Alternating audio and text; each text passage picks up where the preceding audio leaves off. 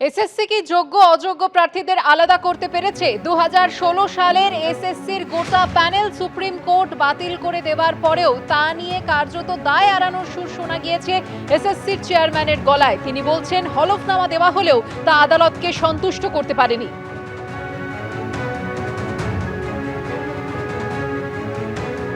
যোগ্য অযোগ্য যে পৃথকীকরণ করা সম্ভব হলো না, এর জন্য দায় কার? এটা আমি বলতে পারবো না। এটা না,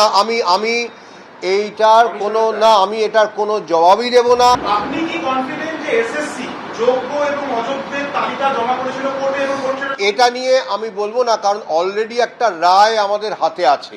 আপনারা পড়ে নেবেন, এই কলকাতা হাইকোর্টের থেকে, মানে ডিভিশন বেঞ্চ থেকে 18ই ডিসেম্বর 2023, 20শে ডিসেম্বর 2023, 5ই জানুয়ারি 2023 এবং সুপ্রিম কোর্টের প্রত্যেকটা এভিডেভিট আপনারা এবং ফাইনাল নোটস অফ আর্গুমেন্ট সহ আপনারা পড়বেন।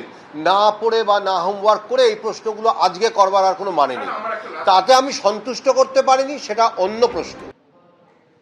এসএসসি চেয়ারম্যানের এই বক্তব্য নিয়ে চাকরিহারারা কি বলছেন শুনুন। এসএসসি চেয়ারম্যানকে বলা উচিত যে আপনি কি দিয়েছেন যেটা সন্তুষ্ট হয়নি। একটা বিচারপতি সন্তুষ্ট হয়নি, আপনি কি ডেটা দিয়েছেন?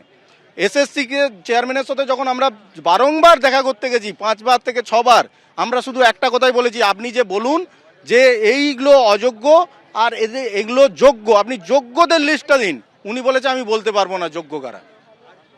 উনি অযোগ্য কারা বলতে পারছেন, উনি যোগ্য কারা বলতে পারছেন না। তাহলে উনি যদি বলতে পারছেন না কারা অযোগ্য আমি বলতে পারবো না, তাহলে আপনি চেয়ারে বসে আছেন কেন? শুধু এসএসসির চেয়ারম্যান নন, এই একই সুর শোনা গিয়েছে শিক্ষামন্ত্রীর গলাতেও। টেইন্টেড এবং আনটেইন্টেড সেটা তো এসএসসির দেওয়া তথ্য পরিসংখ্যান, তার ভিত্তিতেই বলা হচ্ছে। তাহলে আপনারা যেটা বলছেন যে যোগ্য বা অযোগ্য এসএসসি ভাগ করতে পারেনি, তা নয়।